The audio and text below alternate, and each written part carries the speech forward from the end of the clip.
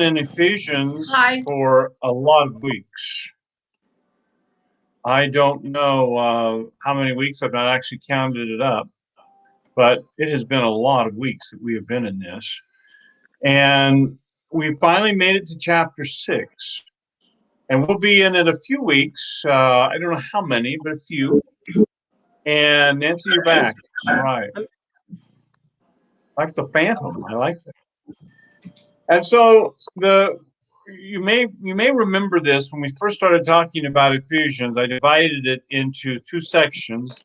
Chapters 1, 2, and 3 are who we are in Christ, and chapters 4, 5, and 6 is how we walk it out, how we live it in our daily lives. And chapter 4 tells us then to walk in a manner worthy of the Lord.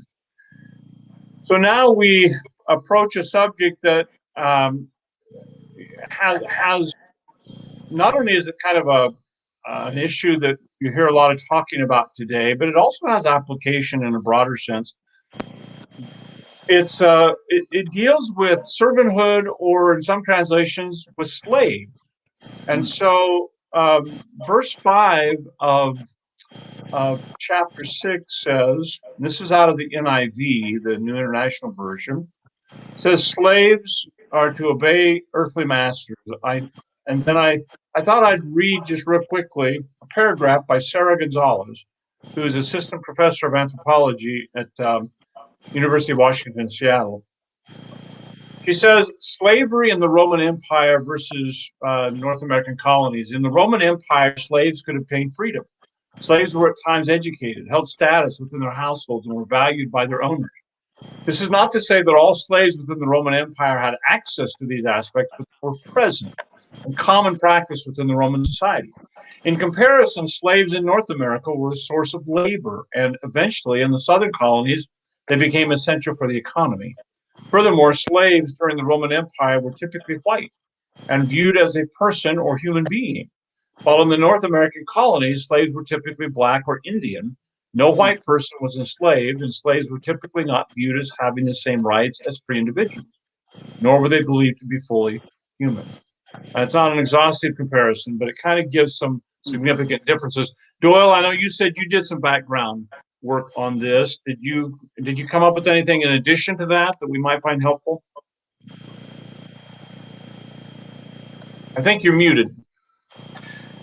Yes, that's probably better now. One of the things that I found was that people had options and they could sell themselves into slavery. So if they were in a bad situation and they needed something different, then they could literally sell themselves into slavery. Not only that, but the interesting thing was that while you might be my slave, and therefore I would be in charge of you in my home, we might attend the same church. And in the church, I could be a person of authority within the church, and therefore I could boss you around or tell you the things you need to do within the church. It was also not uncommon for the people to save up who had sold themselves into slavery or their families and eventually buy themselves back out of it. Mm-hmm. So you're talking about in the early church where you might have a household slave or servant who might be an elder in the house, in a house church that gathered in one of the cities. And so his master might just be a layperson, one of the rank and file, and would actually be in the setting of the church, walk in a place of submissiveness to his slave.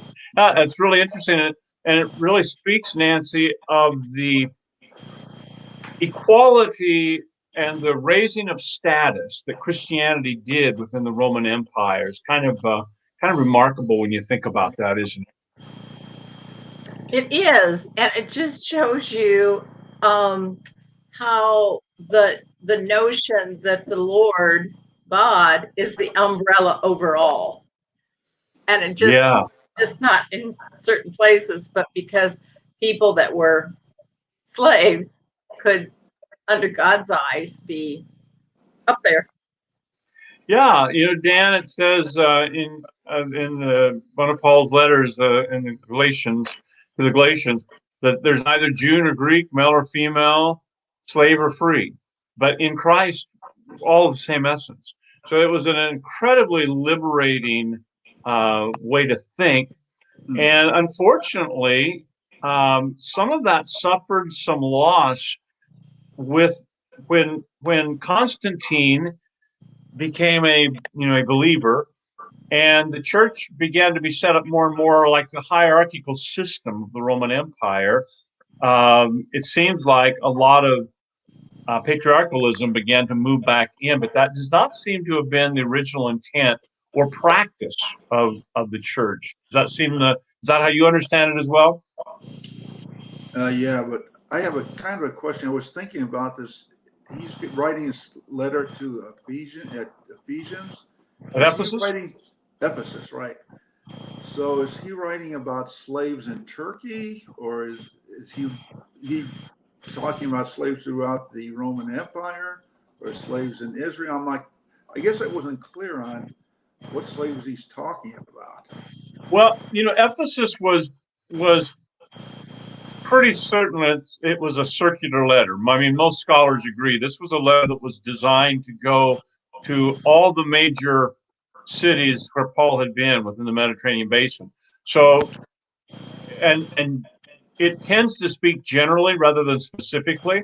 So I would say it deals with slavery / servanthood throughout the Roman Empire, particularly around the Mediterranean area, at least, where Paul was very familiar with how that system worked. And there was one case where he writes one of his converts the letter to Philemon. One of his former parishioners, someone who became converted under Paul's ministry, later would have an escaped slave. I think his name was Epaphroditus, it seems like. And he would write Philemon as he was sending Epaphroditus back, his servant, his slave. He wrote Philemon back to treat him with grace because he's now a brother in the Lord as well.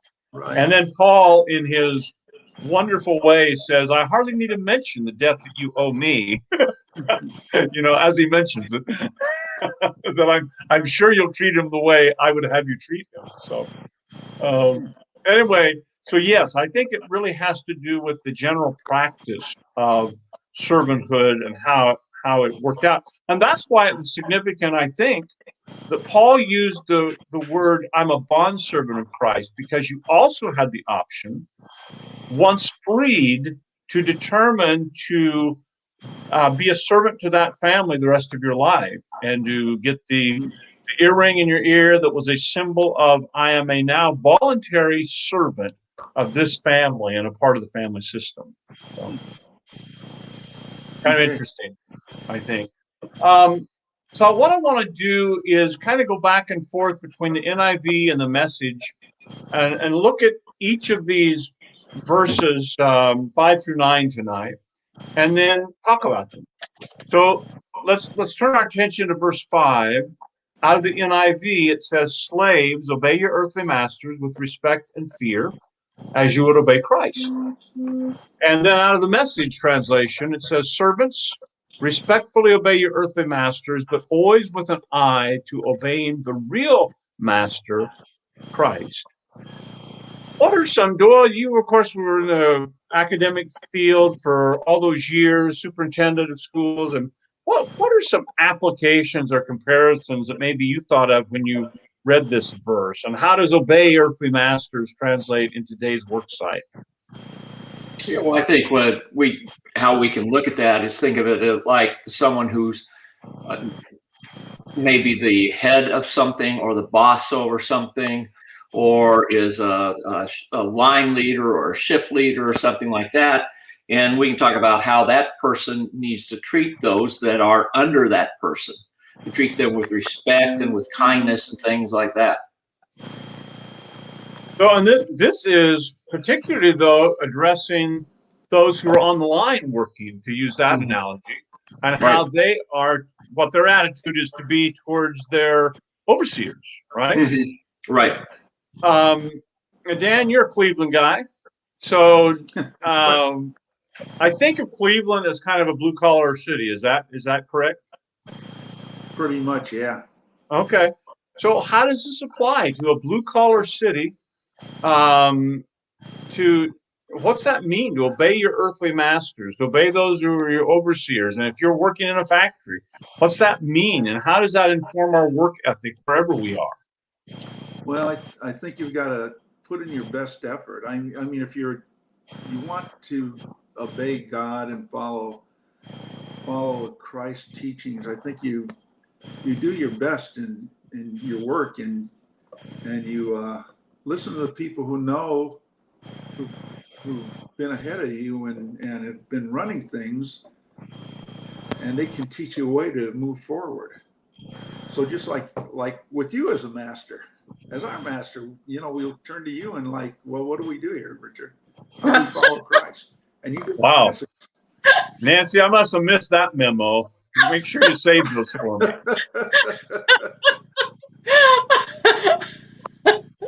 Well, now Opal's a little more on target. Do not local Methodist churches bow to the bishop?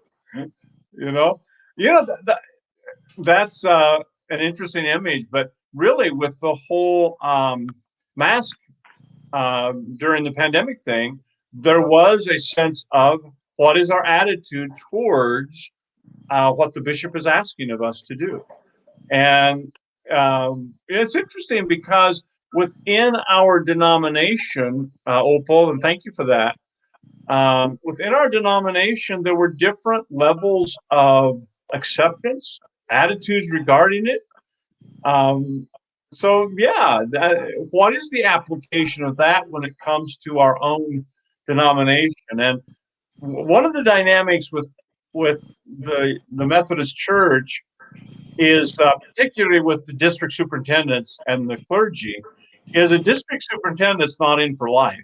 So when we had, for example, Dave Wiesner, who served for, I think, ended up serving for 7 years, then he went to take a pastorate in Knoxville. So he just became another rank and file pastor after that, who then would have been under the oversight of another district superintendent. So, Nancy, in the state world, you worked as an employee of the state. How does this translate into that kind of work?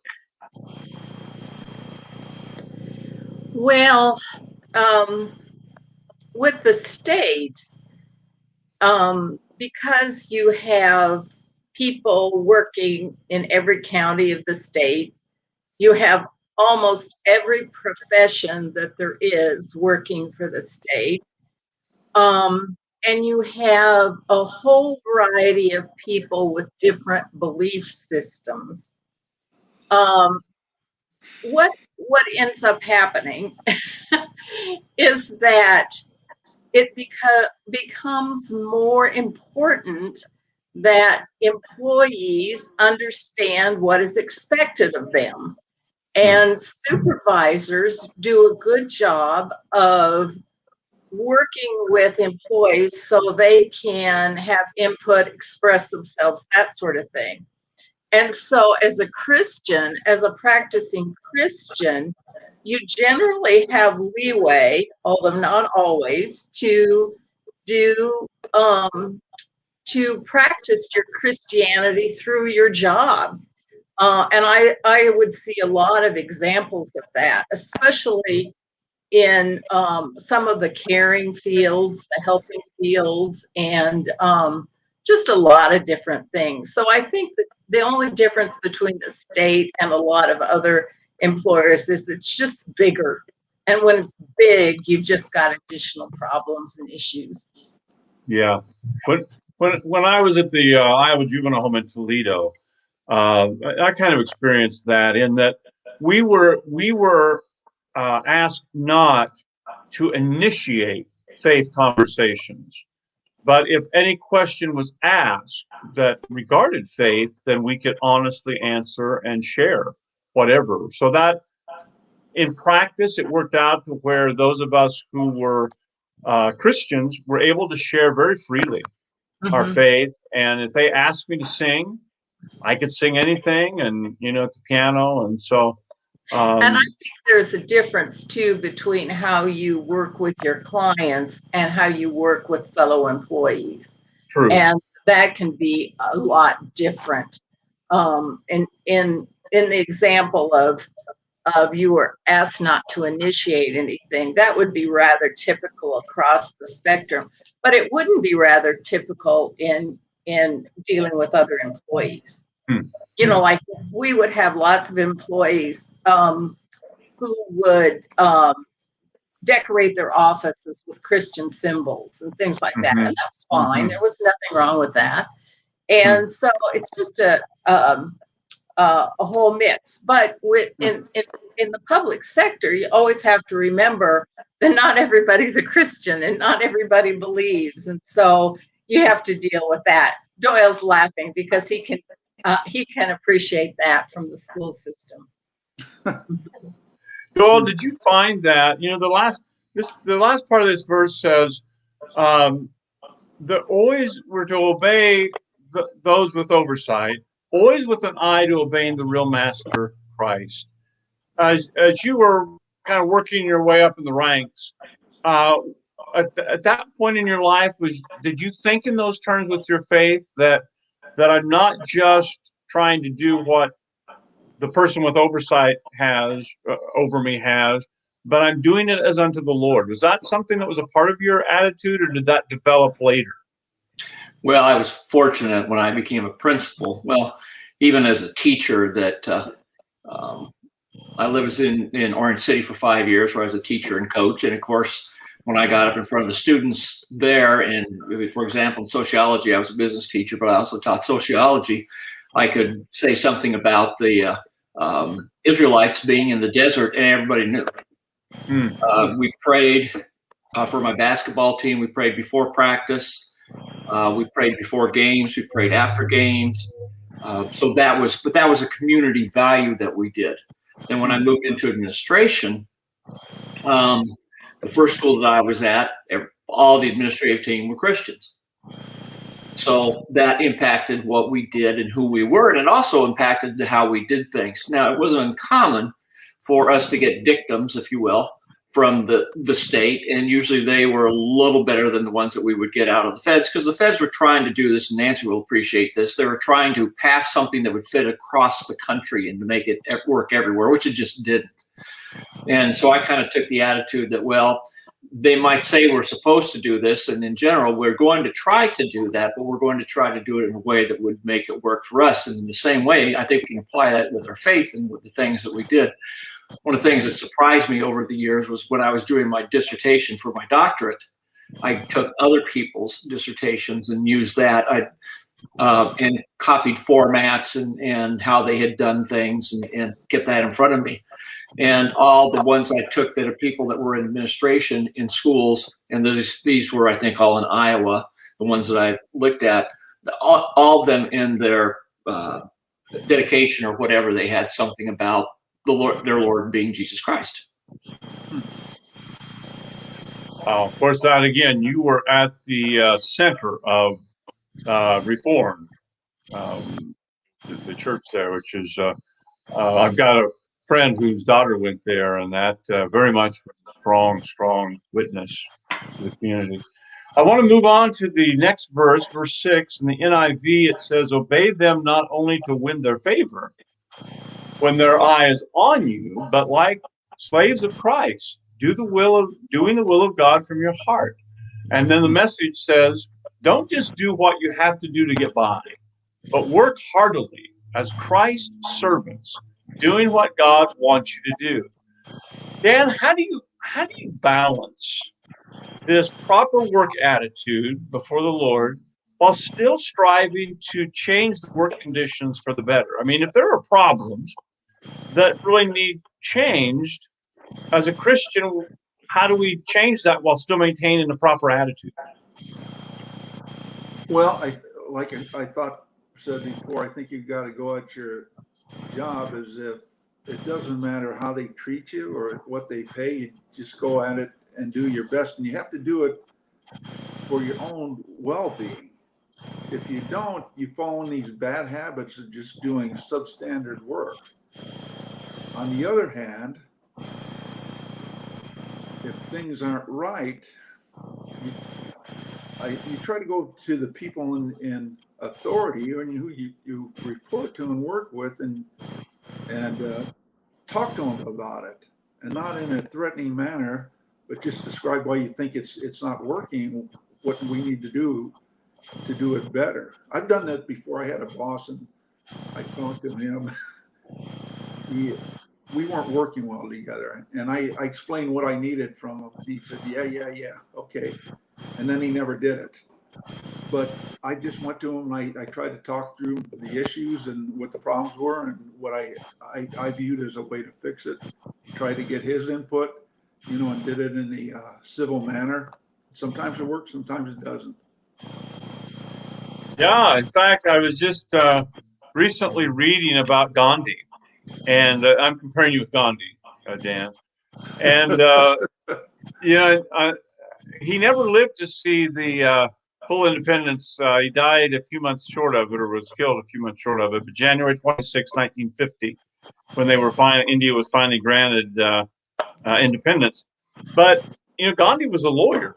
He was a trained lawyer, and what he practiced in South Africa, then he took to India, and he tried what you're talking about, very reasonable and loving, and approaching some of the inequities of the Hindu people, how they were being treated.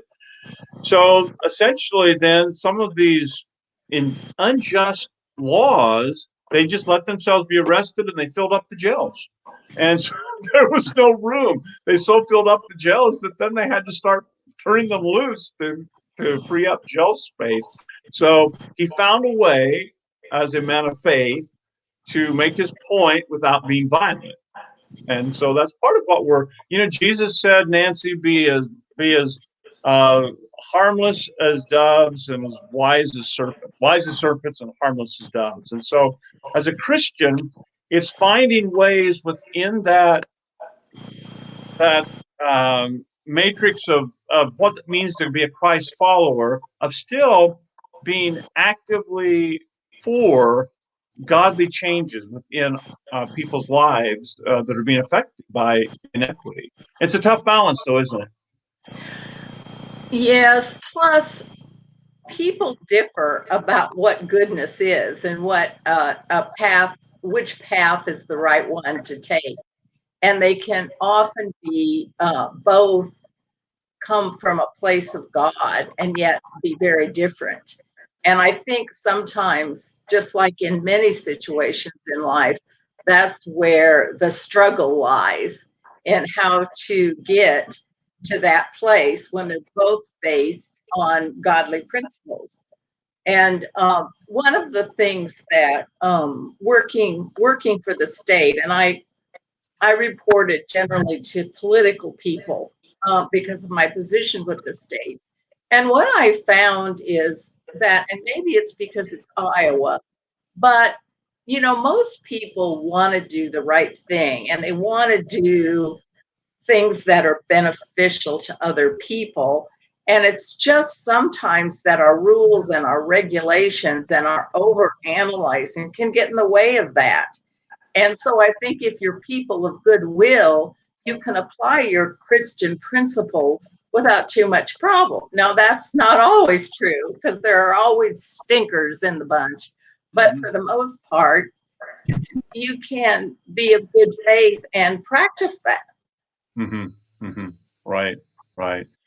Yeah, there are some basic principles that we try to adhere to. And even you mentioned sometimes you have two people whose motives are very good who happen to differ on how to approach something. And that does create a bit of a challenge. And sometimes some hot button issues, you have two what we would call sacred rights kind of conflicting with each other. And so it gets a little messy in trying to work that out. But Paul, it does, and I believe. Go ahead. Oh, and I believe that's what God wants us to struggle with these things, because we get closer to Him through prayer, and the workplace is no different. I mean, you can pray about things in the workplace and how to resolve it. Yeah. You might not be able to do corporate prayer, but you can do individual prayer. Yes, indeed. Well, to kind of segue, because I want to talk about Joseph and Daniel a little bit, verses 7 and 8, because that reminded me of that, Nancy. The NIV says in verses 7 and 8, it says, serve wholeheartedly, as if you were serving the Lord, not men, because you know that the Lord will reward everyone for whatever good he does, whether he is slave or free. And the message says, and work with a smile on your face, always keeping in mind that no matter who happens to be giving orders, you're really serving God. Good work will get you good pay from the master, regardless of whether you are a slave or free. Doyle, think about that as it affects a work environment. I mean, if and I'm guessing, well, I'm sure that you modeled that, you endeavored to model that within the school.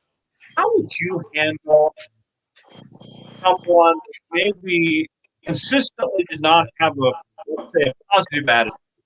How would you handle that in trying to bring more of a Christ-like attitude into the work setting? Well, the thing that you have to remember about schools and the attitude that we took was that when a student is taking your class, and I'm talking more about a high school, so a chemistry, a physics, something like that, they've got one shot with it. So if you, and what I used to tell the staff at the start of the year, if you're saying, gosh, you know, I've been one of the greatest teachers in the school district and this is my last year, so I'm just going to kind of skate through. The only chance that kid ever gets to get that was in your class, and they're not going to get it. Well, you can translate that to second grade. I've been a second grade teacher forever, or I'm having a bad time. I'm just not going to work so hard this year. The kids don't get another chance to get second grade, and then consequently they're going to suffer from that probably for the rest of the time. So, but basically when we had employees that didn't do their best or didn't do a work that was acceptable, then we'd sit down and meet with them. And we always started at the lowest level, and we try to do what we could so that they could be successful, because we took an attitude that everybody ultimately wanted to do a good job. And there may be some reason why they're not. Now, didn't always work out very well for the employee in the final analysis, but our job was to do everything we could to give them every opportunity they could to be successful in the same way that we did that with students. Mm-hmm. Mm-hmm. I love some of the stories of the great UCLA coach John Wooden, who really created an atmosphere of positivity on his team and an attitude of character and success. I love the story where Bill Walton, you know, his great center, gone for the summer, and I think that was probably during some of the Vietnam War rebellions and all. So anyway, Walton comes back, long hair and a beard, and of course that was a no-no for the Bruins.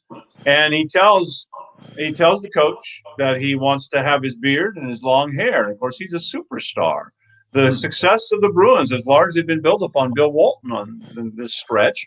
And I want to have my hair long and keep my beard. And Coach Walton said, well, we'll miss you, Bill. And with that, Bill Walton decided he wanted to stay in an atmosphere of positivity. And I hope that the work environments of Christians can be that atmosphere of a positive sense that people want to be a part of that, even if there are some differences of thought. And I was thinking about how Daniel and Joseph, or Joseph and Daniel, went into really what could be considered hostile environments. And they were able to win the favor of those around them. And Dan, I've got to think that a lot of this was they were bright people, but I think it must have been their attitude. And they truly seemed to be working for the betterment of the environment they were in. They were displaced, but they were working for wherever they were and doing a good job for them. Yeah, well, that's right. And I mean, especially with both of them. And Daniel, I think about my namesake. Yes. And he never lost his faith in God. And he kept true to God. And they threw him in the lion's den, and he came out, and his antagonists were thrown in and killed. So he stayed true to his faith, and so did his friends. I forget the three who stood up against Nebuchadnezzar. Yeah, exactly. Yeah. And they got thrown in the fire, and they came out, and the king bowed down to them and their faith. Yeah, Daniel is a great study for as Christians how to live life in a foreign environment, a foreign culture, and maintain your faith, but how to also have a winning attitude, a winsome attitude. And you know, I think it was Jeremiah the prophet that counseled the people who'd gone into exile in Babylon. And, you know, they're grieving that they're not in Jerusalem. They're going to be there 70 years. And I think it was Jeremiah who counseled them: buy property. If you're able to, get property, get a job, work for the people where you are, rather than bringing this attitude of mourning into every situation. You know, we say bloom where you're planted, but that's kind of what he's saying is work for the betterment of the culture you're in, and God will bless you for it. Kind of a neat attitude. The other thing is, I think with Joseph, he had such an attitude of forgiveness. You know, like that's displayed with his brothers and all of that kind of stuff. And in the workplace, having an attitude of forgiveness will take you a long way, because it gets you away from being self-centered. And Joseph, I mean, he was such a person of turning lemons into lemonade. I mean, throughout the scriptures, I mean, he could be employee of the month. That's right. A good parking spot. And you're right, Nancy. His ability to forgive really was a huge part of his success and how he lived his life. Marcus says, in manufacturing, especially as a supervisor, I have to be somewhat careful about any reference to my belief in Jesus Christ. I seem to have gotten better at it as the years went, and I've learned to be more one-on-one. And Marcus, that's a good point. It's how you go about it. And I found that in high school when I had become an outspoken Christian. You know, there was some teasing that went on in a large group setting, but I found out that one-on-one people were open and oftentimes desirous to talk about it. So that's kind of where I began to put more of my focus was one-on-one, just talking to people about the things of God, as it was kind of a natural thing as we were maybe waiting backstage or something, or during the halftime of a basketball game. Wherever we happen to be one-on-one, conversation will come up, much more open in that setting. So again, wise as serpents and harmless as doves. And then finally, I want us to look at verse 9.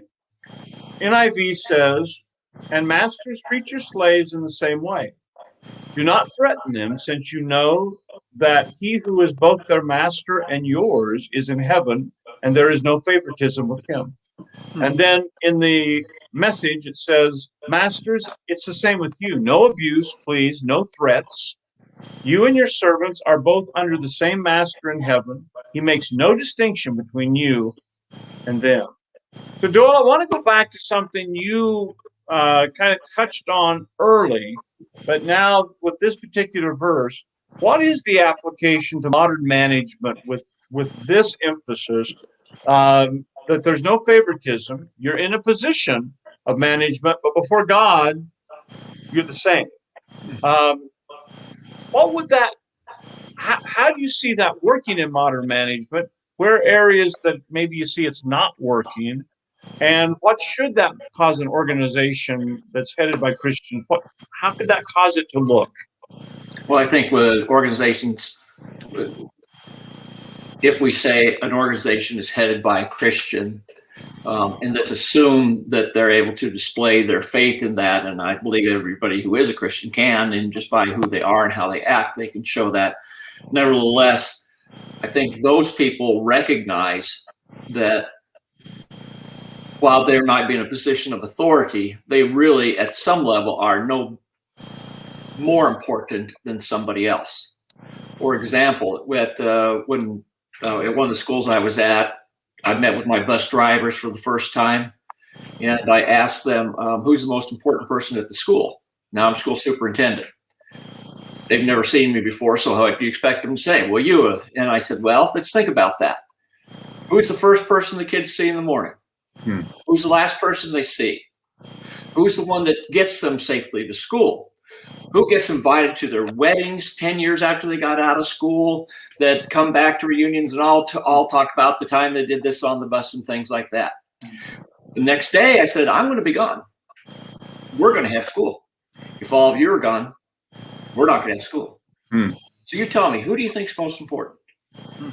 And if we all recognize that we're working for God and that we're all headed in the same direction in heaven, then it really isn't a hierarchical thing. It's that we all need to do what we need to do in order to be the best that we can be, to help others do and be the best they can be. Yeah, and it strikes me that that's the deference that Paul seems to tell us we're to have one towards another, to prefer one another even over ourselves, and that there's a difference between essence and function. As a superintendent, you had a function that you were to carry out of oversight, but in essence, you were the same. And Paul said there's not Jew, there's not Greek, there's not male or female, slave or free. In essence, we're the same. Now, functionally, when the household had to be run, the master of the household had oversight. I get that. But it's important to remember that when we're talking sacred worth, we're talking essence. What someone is worth is not their bank account. What someone's worth is their sacred value before God, which is the same. So that seems to be, and I was talking at our staff meeting today, we for our devotion time, we're talking about the idea in the Hebrew scripture, the Old Testament, that I guess you'd call it the economy. There was a connection between the wealthy and the poor. I call it a covenant theology. And this way of thinking began with a guy named Walter Brueggemann. He didn't really call it that, I don't think, but it got me thinking about it that way. And Dan, I kind of consider covenant theology in terms of finances or the economy, like a wind chime. That it doesn't mean there aren't wealthy people and poor people, and it's not talking about egalitarianism where everyone's the same. It's not talking about equal outcome, but it does mean that we're all connected. So that a very wealthy person, as a Christian, is connected to the poorest of Christians. And we're connected together like a wind chime. So that like the wind blows, there's a connection. So that the wealthy person was told to make sure you leave parts of your field, the corners of your field, for the poor to come. They were to be sensitive to that. So you work with money and taxes and investments and all. How do you see that from a larger economic standpoint? What could this look like as Christians being connected together, the wealthy and the poor? Well, I think I think of something you taught us about John Wesley. He said, "Save as much as you can, give away as much as you can." I forget the third part. There were three parts, and so it seems like he connected all three. And from my own standpoint, whatever wealth I've gotten, I make sure I give part of that back to the community and do things in the community. And wealthy Christians have the same. They have to be on the same wavelength too. They have to be able to help the community, help the poor. It raises everyone up. So if you don't do those things and you don't think about our Christian community, then we're going to fall apart.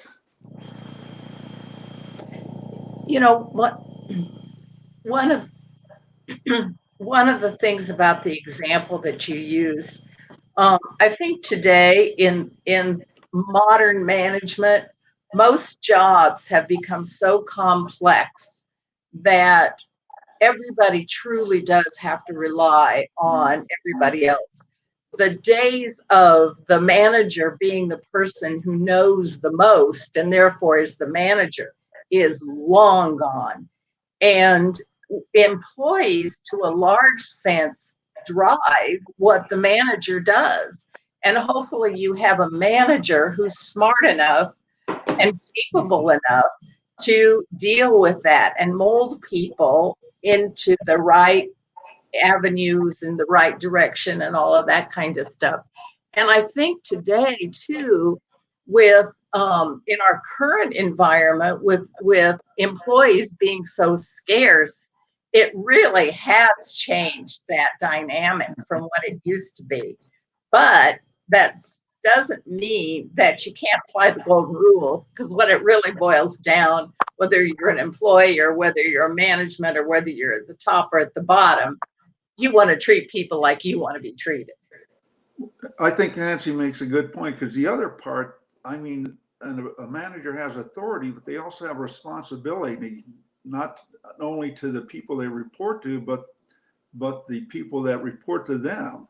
They have to make those people better and make them be at least functional in what they're doing, or else the thing's not going to work.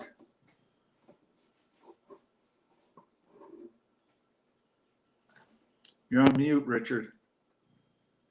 You're on mute. Sorry, I'm muted. I bet you wish you had that capability on Sunday mornings, don't you? The mute button for me.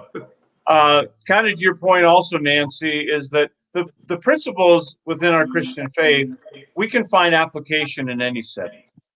Whatever the changes are, we can always find an application. My middle brother retired as a major in the Air Force, and he was over, I think, 400 and some men in aircraft maintenance, of which he knew nothing, basically. I mean, he understood wood, but he didn't know much about maintenance.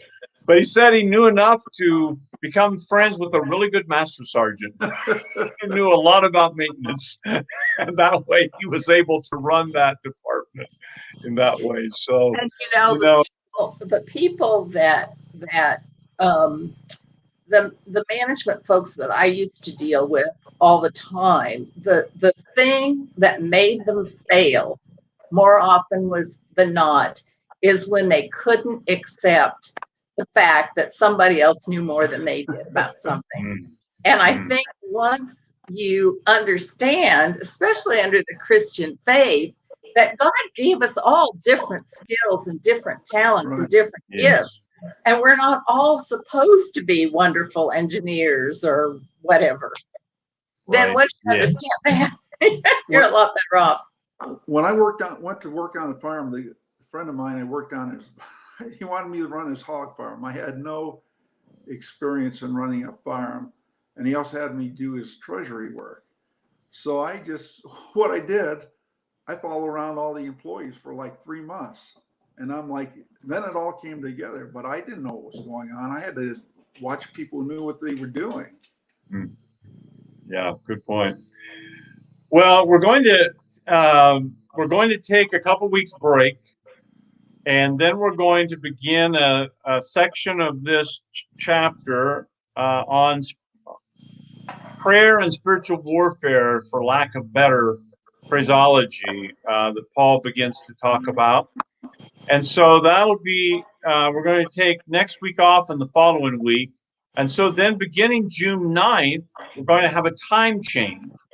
Instead of meeting 6:30 on Wednesday nights for our online, we're going to have it at 6 o'clock. And I'll be in my church office hosting this. And then at 6:30, for anyone who wants to be a part of the in-person Wednesday night worship and Bible study, that'll be in the West Overflow like it used to be a year ago.